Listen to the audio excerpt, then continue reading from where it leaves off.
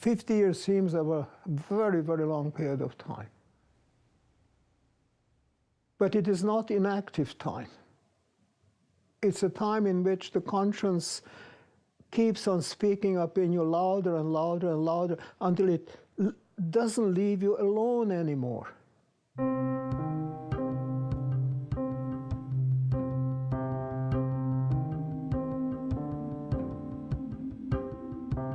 I think there are people with conscience, and conscience is always with you. You cannot just exterminate conscience. That's not how it works. It lives in you. But there are people who don't have this kind of a thing, conscious thing. You know the expression, into one ear, out of the other? You could even say, into one eye and out of the other. I pretend not to have seen, I pretend not to have heard, because I don't want to be responsible. And I was responsible. I witnessed and I did nothing. If there is God, things like that mustn't happen.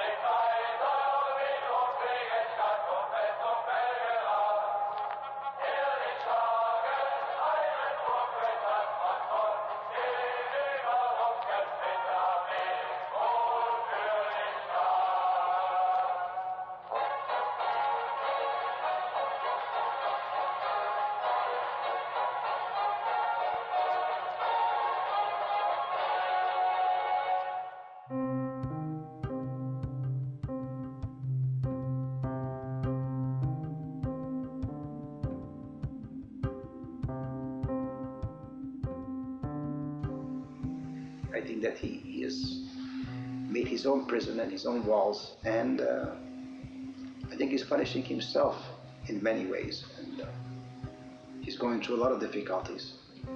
You know, often he said to me, I had such bad dreams and I didn't sleep well, and that was quite often. I don't think he ever got rid of it, but he did his utmost to push it away. And I think at a certain age, at a certain time in life, he just can't push it away. So he had to make a decision and meet his own devil, you might say.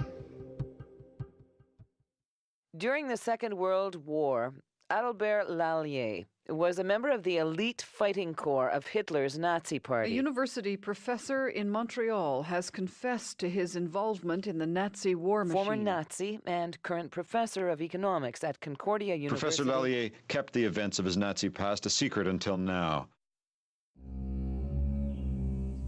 The essence of my problem of conscience was that 7 Jewish people had been murdered in cold blood. And I too was one of those watching the killing. And I too was too afraid to do anything. One day, he turned to me and said, Steve, you have become a good friend of mine, and I really have to tell you something that I never told you before. You have to understand how bizarre it is that a Nazi SS lieutenant who has information on war crimes turned to an active member of the Jewish community for advice. Did he do it because of his conscience? Did he do it because he liked me? I think he liked me. I really believe that he does like me. I like him too. I mean, it's very difficult for me to really reconcile my liking him and these facts, being a survivor myself of the Holocaust. But I have to be honest with you. I can't hold it against him, as many people do. If it bothered him when he was younger and he didn't do anything, I cannot truly understand what motivated him to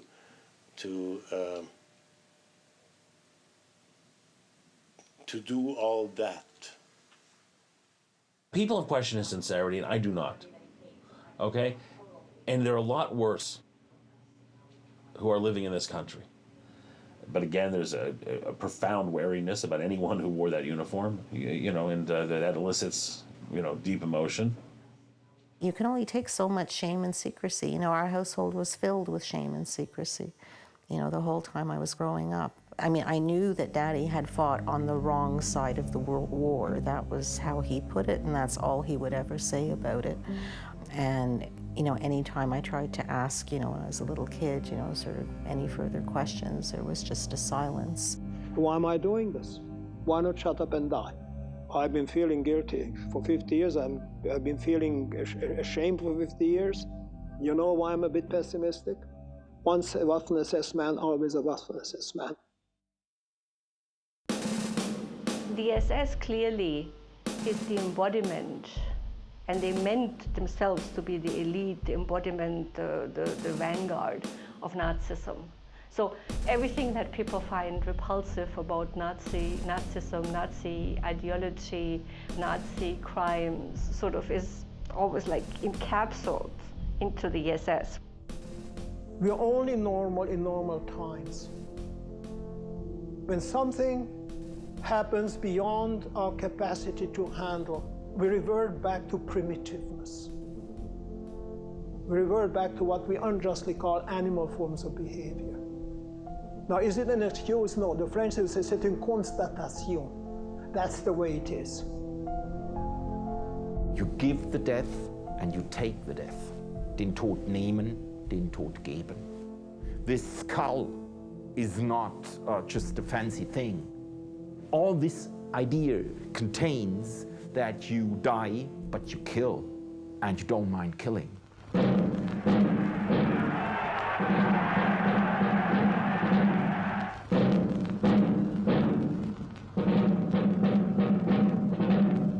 Now, how does one bail oneself out from a personal responsibility then not to have done anything? Fearing for one's life, one makes a choice, one wants to survive. What type of person becomes a Nazi? I think that you have to recognize within the time and place that Nazi Germany was evolving. Economic times were extremely difficult. A very forceful demagogue comes forward. He has the character and the demeanor to be able to move people into a frenzy. There is fact and fiction that is rolled together into a product that people begin to believe. Dies ist die größte Tat dieses Jahrhunderts für unser Volk.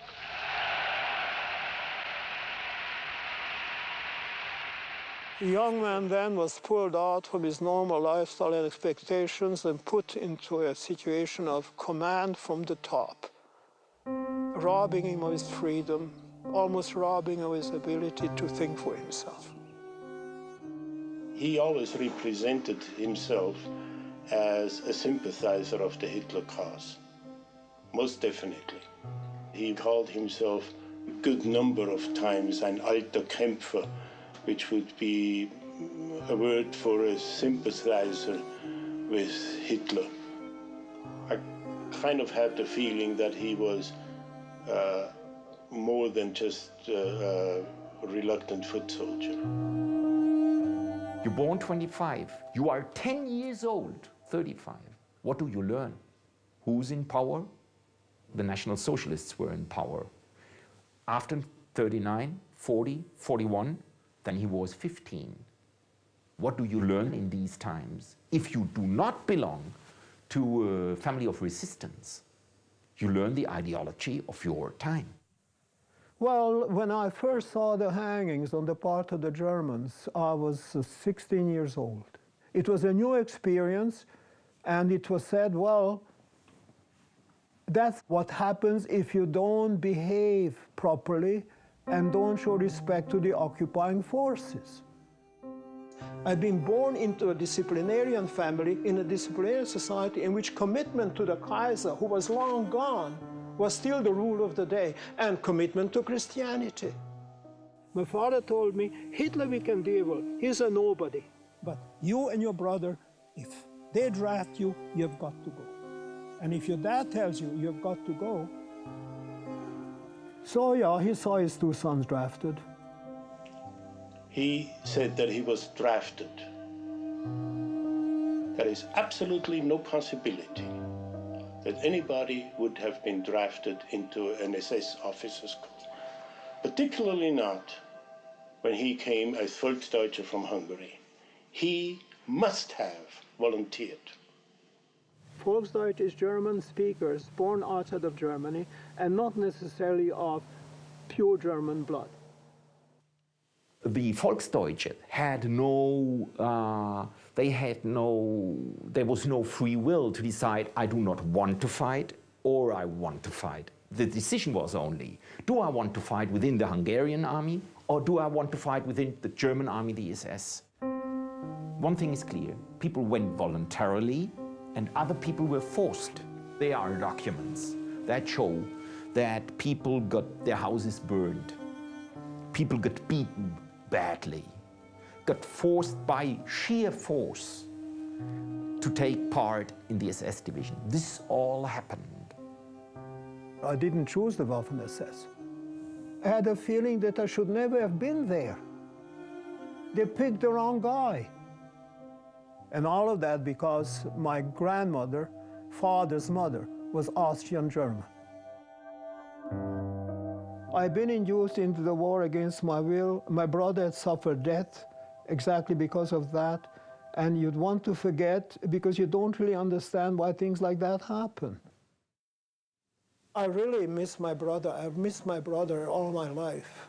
He was drafted in April 1942. He was 20 years old exactly. He was in the infantry regiment.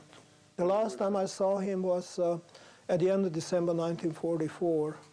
He spoke of running away, but where could you run away? The Germans were in Hungary. The Germans were in Romania. Greece was too far away. You couldn't possibly go to Italy because you had to cross all of the Balkans, which means it was a ridiculous idea to try to run away. It would have been suicide.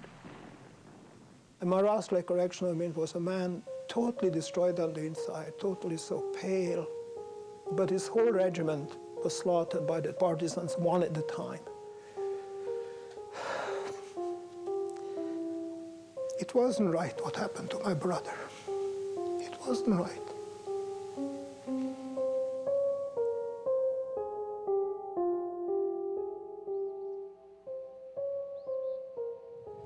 Hello, my brother.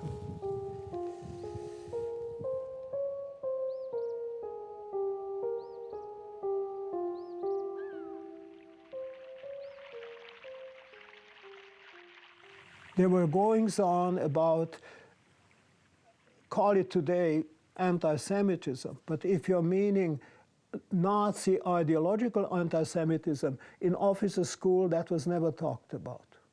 It was simply not talked about. I don't know what Lallier says what he learned at officer school, but they talked about Hitler's Mein Kampf. They talked about the Jews. They were educated to hate the Jews. Indoctrination doesn't work 100% on everybody all the time. I mean, I think one of the things that really shamed my father about himself for a long time was that, you know, he admitted to me that when he was young, he had bought into the propaganda until he actually got into the Waffen and then became the victim of ethnic prejudice himself because he's so dark-skinned and he didn't speak German properly. It was very ironic, you know, that here he went and joined the Waffen and then ended up discovering sort of firsthand, you know, about prejudice.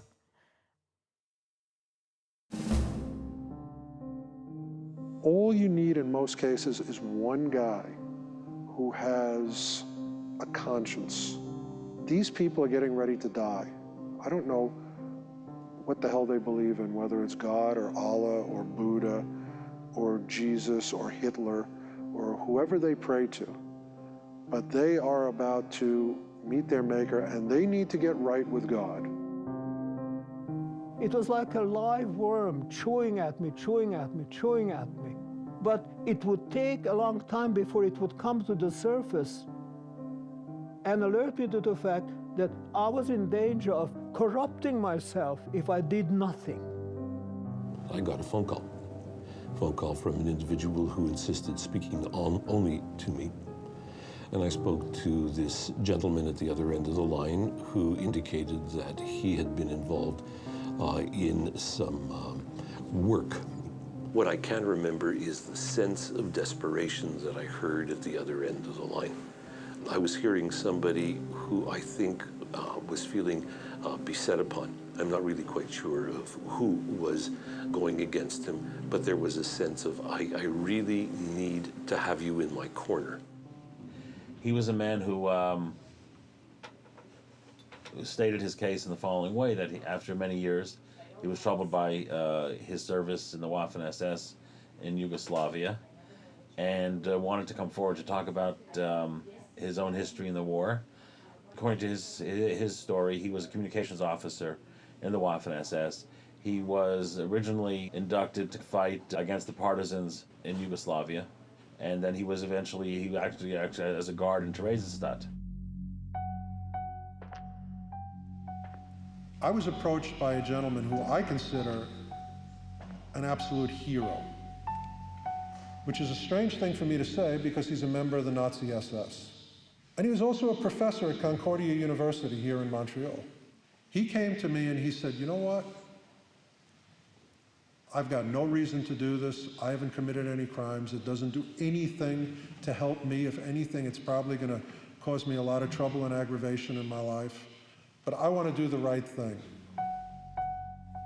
We were brought to Theresienstadt, the concentration camp, on the 20th of March, 1945.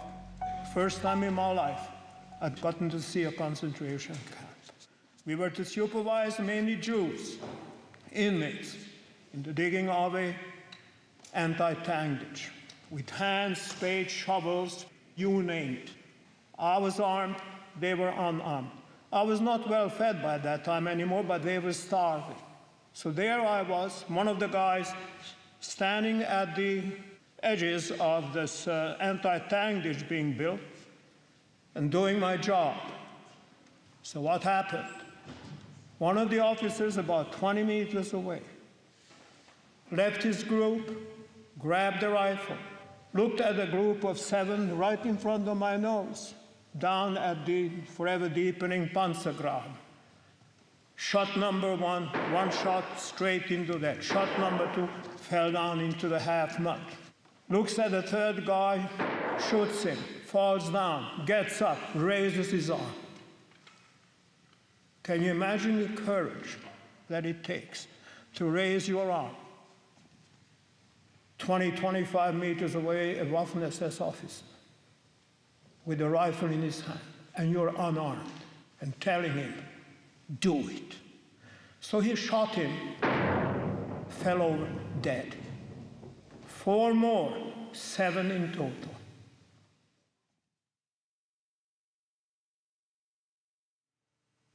Adalbert's desire to do the right thing and the opportunity really convened at the right moment. I was here, I was asking for witnesses, he was aware of a war crime, he came forward.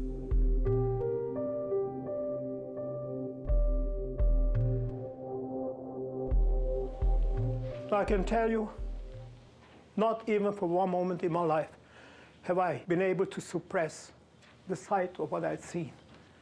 But I wasn't doing anything because I was frightened. There's military discipline. You can never approach your superior officer in any army and grab his weapon or slap him on the face. One who would do nothing in a situation like that to save his own life is a yellow chicken. You know, once you recognize this is evil, this is not right, and you're doing nothing about that, what automatically emanates in the human body? A feeling of disgust, a feeling of anger, and then personally a feeling of incredible shame. Schande, they call that in German. Scham. Most people didn't have any experience of that nature, you know? And so it's pretty hard to say how you would react to that. I'm not quite sure. I would probably have shot Phil on the spot or something, you know? I would have become really upset, you know? You don't just stand there and watch the whole thing and carry it around with you. So if life comes up to you and asks you the question, if you are unlucky, it asks you the question, do you want to be the victim, on the side of the victim, or on the side of the perpetrators? If you decide to become the victim, at that point, Lallier, you become the victim. You say, you killed the Jews for no reason. I stand with them. I shoot you. You become your victim yourself, But in this situation, or when you decide the victim role, you pay the price, you pay a high price. If you feel a level of accountability, you also feel that you've got to contribute to retribution, no matter what. It's your responsibility to try to undo as much of the evil as humanly possible. I agreed to meet him at the airport in Montreal, gave me a statement. I met with him for about an hour, and then frankly, I found him very credible, found him believable. I investigated further, and I found out that Julius Field was still alive and living in Germany. Ultimately, what we did was we put a package together and presented it to the German prosecutor's office and also to the media in Germany. The German prosecutor's office didn't need much prodding. They already had a file on Julius Field. They knew about this crime. When we brought them an actual eyewitness and other evidence, they couldn't have been happier.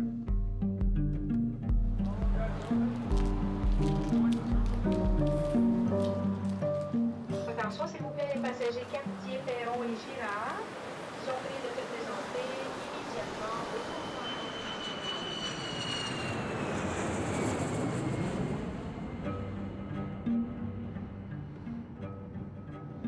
au Those who commit crimes have to be held accountable.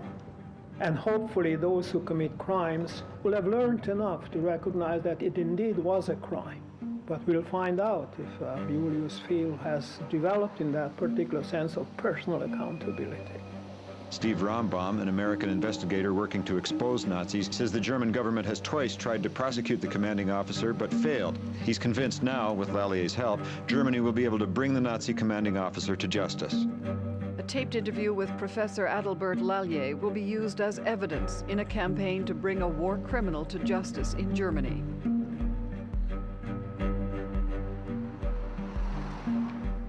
Meiner Meinung nach eine große Show. Eine große Show. Es war eine Dolmetscherin da für ihn. Ja. Er küsste ihr die Hand. Ja. Gentlemen, es war für mich sehr merkwürdig, dass Herr Lallier, als er den Gerichtssaal betrat, vor Herrn Field stramm gestanden ist, salutiert hat. He was almost living in this other world. You had the sense that he wanted to believe that when he was a young man, when he joined the officers' cadet, this was who he was going to be. He was going to be this courtly young officer. And of course, it had this dark underside of Nazism, right? But he didn't want to, I think, believe that. You know, he wanted to look at the nobility and the courtliness of it and to maintain that. Lallier took the stand, and he seemed to have a very vivid memory of what had happened. I think he might have used the phrase that it was seared into his brain. He was going out on a limb, you know, against people who he knew a long, long time ago and who he shared very intense experiences with. I somehow can't get rid of the feeling that it was a preventive stroke because he thought they're going to catch up with me for something he may have done or so. Sie fragen mich, warum Herr Lallier 50 oder 55 Jahre gewartet hat. Es gab einen jüdischen Detektiv, Herrn Rambam, der hat in Amerika und in Kanada Ermittlungen angestellt, um alte Nazis, die vielleicht oder sicher Verbrechen begangen haben, aufzuspüren. Herr Rambam ist immer näher an Herrn Lallier herangekommen durch seine Recherchen. I assume that you are here today of your own free will and not as the result of any threats or extortionate demands or promises? Totally and completely my own free will. Good. First of all, Lallier came to me. He came to me through Stephen Korda. Second of all, to my knowledge, Lallier has a blameless criminal history and war crimes history. I know that a good number of the things he said are not true. It's as simple as that. I think that he misrepresented himself in many ways. Ich habe gedacht, dass Herr Lallier lügt. Wenn er gelogen hätte, dann wäre er der genialste Lügner gewesen, den ich in 30 Jahren Tätigkeit als Staatsanwalt erlebt habe. Yes, he was a member of the SS. Not everyone who was a member of the SS shot Jews in ditches. In fact, the only member of his unit that did was Julius Fiel. Every time Fiel was asked a question, he would just basically say, I don't know, ich weiß nicht, you know, I don't know, I don't know what you're talking about, I don't remember. That was all. When he was doing the shooting, his face was absolutely without any fear. No joy, no sadness, nothing, just like a machine. And during the court trial, he was just sitting there, phlegmatic, you know, like, maybe I don't know what's happening to me, or maybe I took a chance and they finally caught me. In der Nachkriegszeit war er viel ein angesehener und geachteter Bürger, er war Journalist. Im Gegensatz zu vielen anderen Kriegsverbrechern, die laufend irgendwelche Gräueltaten begingen, war es, soweit ersichtlich, bei Fiel dies das erste und letzte Mal. Either he was lying through his teeth, or he was just completely in denial of anything he might have ever done wrong. Er war der einzige Zeuge, der über das gesamte Geschehen damals so berichtet hat, als sei das, was Herr Fiel getan haben soll, die einzige Gräueltat. Als seien diese Mitglieder der Waffen SS eine Ansammlung edler Menschen und Herr Fiel sei da ausgebrochen. I don't know anybody who said, well, finally he did something about it and good for him. Everybody said, you know, after all these years, poor old Fiel. I think Adalbert has called me from Germany at certain times. He says, I feel very insecure. There are people around here who are looking at me, ready to kill me. I really thought that, you know, if he's scared enough, he just might back down as a witness. There were hundreds of threats made one way or the other against me and Lallier. The police assigned him a bodyguard, and they moved him from hotel to hotel every night. So if the German police thought there was a danger, obviously I believed there was a danger.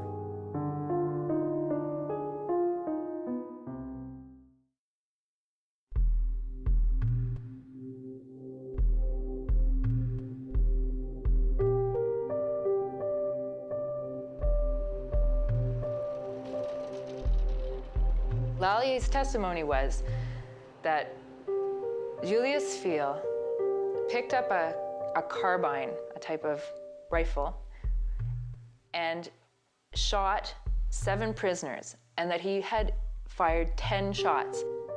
Es gibt den Grund, dass Herr Lallier behauptet hat, es sei 9 Mal mit dem Gewehr geschossen worden, ohne abzusetzen. Mit diesem Gewehr konnte man nur 5 Mal ohne abzusetzen schießen. You had to go.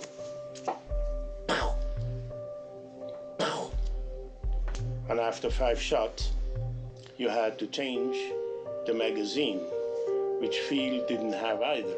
Could it even be possible that Fiel killed those 7 people if the gun he had would only shoot 5 people? Die normale Waffe, die damals von der Waffen SS benutzt wurde und auch von anderen Soldaten, das war der Karabiner 98, der in der Tat keine 7 Schüsse hatten, aber es waren damals, auch das haben wir überprüft, es war ja kurz vor Kriegsende, es wurden an die Truppen auch Beutewaffen, unter anderem tschechische Beutewaffen, ausgegeben und da waren Gewehre dabei, die bis zu 10 Schuss fassen konnten.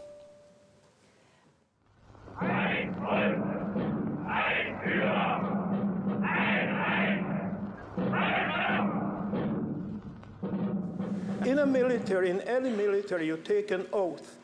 We were then forced to take the oath on Adolf Hitler.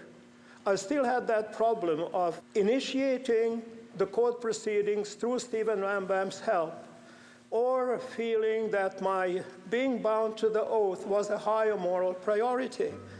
And it was at that moment that I decided on behalf of humanity and human rights, I owe highest allegiance, not to the German commanders and to Adolf Hitler, not to a military establishment, but simply to the process of natural justice.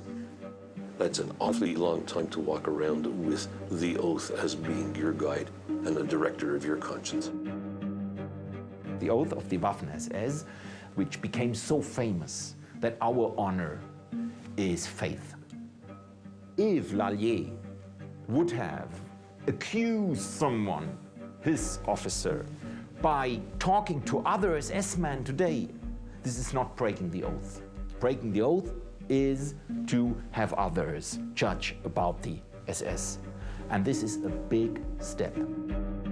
Lallier actually he gave names of these other students who had been there.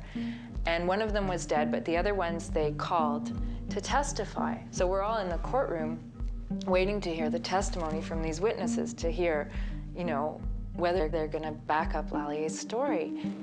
And one by one, these witnesses come up, and they're old gentlemen. And some of them really didn't look in very good health, you know.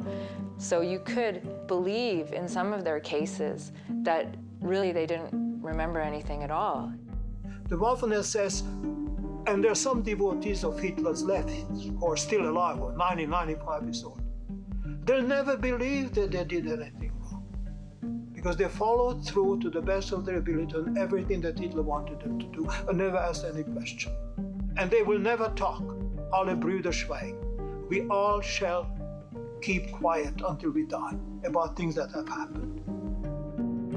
You do not talk about comrades, because there is nobody who can understand what it meant to be an SS-man, to be an SS soldier or officer, only those inside the SS. And so this is a traitor. Two of them said, I wasn't even there on that day, at that period of time. I was with my unit. I got sent back to my unit. I failed the officer's exam. I don't know the first thing you're talking about. And so Lallier is getting almost confounded and confused and saying, but I'm sure you were there. I'm sure you passed the exam. And finally, one of the guys said, well, yeah, I was there, but I didn't see anything. I think I heard some shots. And I know later on people were talking about it, and I know Fields' name came up, and that was the extent, really, of the corroboree of Lallier's testimony. And so I thought, they don't have the evidence. They have so much reasonable doubt. They can't possibly convict. Do you come back again to Germany to hear the sentence? I don't believe I would want to be part of that. Because if I came back to listen to the sentence, there are two possible outcomes. One, that Mr. Field would be found guilty and condemned to prison. I wouldn't want to be present in order to be exposed to the danger of showing a happy face. I'm not happy about Mr. Field. I'm very sad about Mr. Field. But Mr. Field has to be judged, and he has to be eventually given a sentence. And I believe that will be private between the German courts and Mr. Field.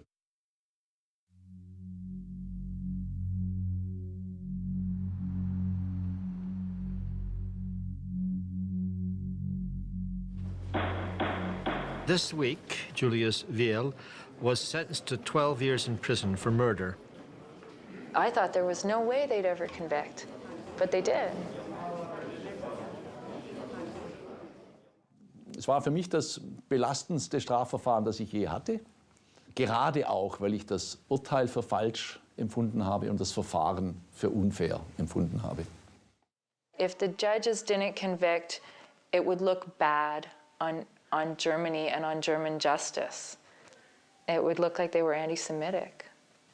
Nowhere in the world, but in Germany, could they have convicted that poor old man, 83 years old. I hope Lallier sleeps well. Also weder ich noch meine Kollegen, noch denke ich, irgendein anderes Gericht in Deutschland würde irgendeinen verurteilen, der möglicherweise kein Täter war. Nur um sozusagen nach außen aus politischer Korrektheit sozusagen darzutun, wir tun was. How do I feel about what? About my coming out? About having gone through the pain and maybe embarrassment of testifying in Germany 4 times, living through the trial, of seeing the officer, Julius Field, condemned to prison for 12 years, of learning that after serving a year and a half, he suddenly died, and of having had to endure this negative opinion all over the place about why I would stand up. If I were put into a position of doing it over again, I'd do it over again.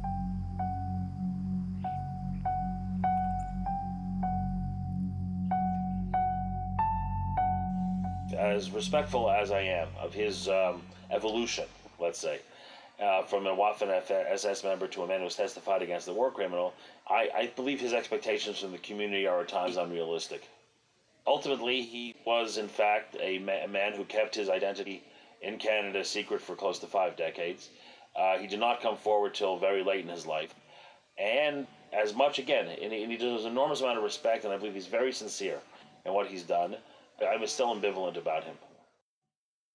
I found that when he came out with the story, that he changed a lot for the better. It just seemed to make him more peaceful, made him a nicer guy. You know, he and I started getting along a lot better. And it just seemed that he had kind of cleansed his conscience, I guess you could say. God has to give me answers when I get to see him. And I'm hopefully living a decent enough life for St. Peter to let me go through to where God is, because God owes me answers. I don't know where my brother is. Bits and pieces buried. But I go to those rocks, hoping to touch his hand and ask him to forgive me. I gave you wrong advice.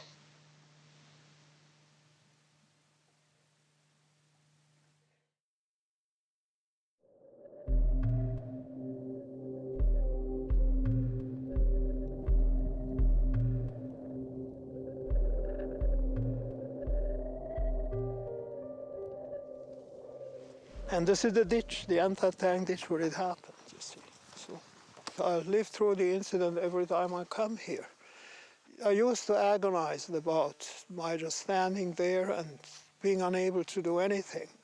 That has now been replaced by a sense of relief. I know their names, I know their span of life. I can come here and talk to them. I hope they're okay. I'm so sad what happened to you guys. But I've spent my life trying for redemption, trying to help, trying to make you feel that I've cared. If not cared to you personally, cared with the children and children's children as a teacher. I was shocked and amazed that this man who was so into Jewish schools and Jewish causes and Jewish students, and I'm saying, well, why? I asked myself, how come that this very same man, when you look back at his career, he's teaching English in Jewish schools. He is at university helping Jewish students like myself who have gone through the war. It's obvious to me that he felt that there was some sort of a compensation here, that perhaps by helping these kids, he was sort of giving back. And now by building this monument, which he lives with day in, day out, shows his true sorrow, and he's asking for forgiveness in his own way by doing this. At one point he asked me, do you hate me? And I said, no, Adalbert, I'm not a judge. I don't hate you. We go back too far, we have too much history between us for me to hate you. You're not perhaps the same man to me as you were before I knew this. I must admit, I have my own prejudices. You don't change the SS shirt that easily. No one does that. You put it on and it stays on for your lifetime. as complicated as Adalbert Lallier's life was at its beginning, he ended up in the uniform of the Waffen SS. We have to be able to judge that act and condemn that act. But I would hope that they'd also be able to recognize that, as tainted was his past, he did something that few have done. He came forward on his own, without any self-interest, to bring justice to a man who murdered Jews. And that's something that very few people who wore that uniform ever did or ever contemplated doing. How are you? To the post Nice to office. see you. I'm honored. No, I'm honored and it's a pleasure to see you. privileged and all How are that. you? Hi, Looking well. guys. Oh, you're making me feel, after all these years of misery, like a real somebody. You can see the names, you can see the spirits. Oh, could you do me the favor and just touch that, please? You know, just to invoke the It's incredible. spirits. It's beautiful Yeah. what you wrote. It's beautiful what you built. Yeah. Those are the 7 that you saw killed by that's Veal. right, that's right. I apologize for putting a guy wearing that uniform next to that, but I'm looking beyond that. I'm looking at the innocent spirit here. I'm looking at the innocent spirit there. And hopefully, somewhere up there, they're going to look at each other and say, we were victimized. You told me something that I'll never forget, but I'm trying to reconstruct it exactly. That, you know, on the daily routine of the workers going in and out of the camp, That's right. when they would return, they would sing a song.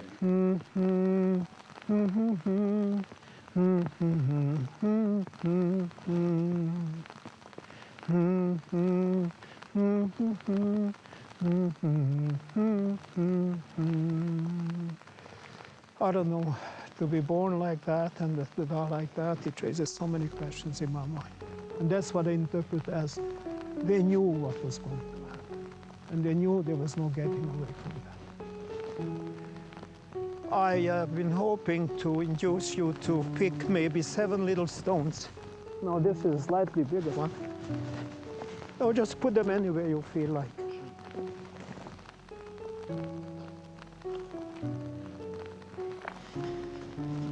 You see, now they know that one of the 2 most senior rabbis was here touching their soul, and I think they're going to be pleased. Again, God bless you for taking out 4 hours just to come here. God bless you. It's an amazing thing to come in the wilderness in the middle of nowhere and to see something so poetic and something so important.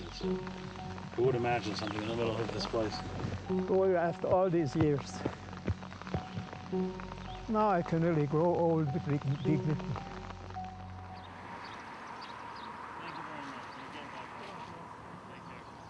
I was struck by the incongruity of it all, that here we are in a place so disconnected from that time and place, so far away from people directly affected by that era.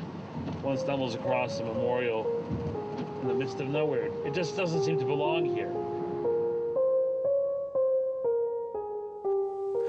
It's so easy to talk about the heroic deeds of others. If you have to die yourself or you have to be strong yourself, you know what it is like when you are in the situation, then you feel it. Before that, it's just talk. Understand that he didn't say anything at that moment, of course, but he did later, and this is something. This is really something, that he said something, that he told this story. He told it late, but it's never too late to tell the truth.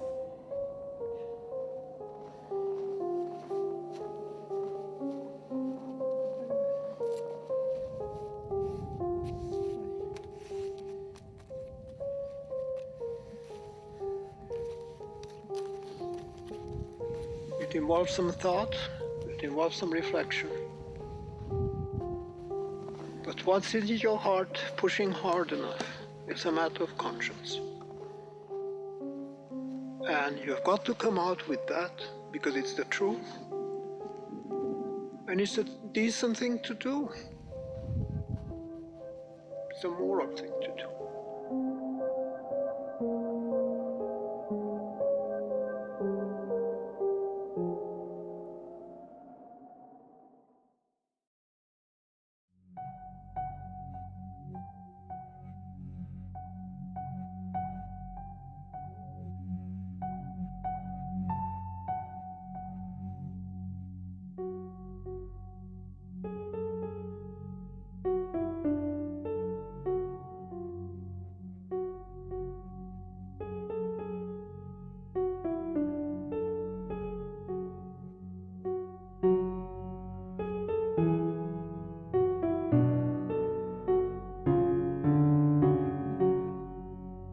Thank you.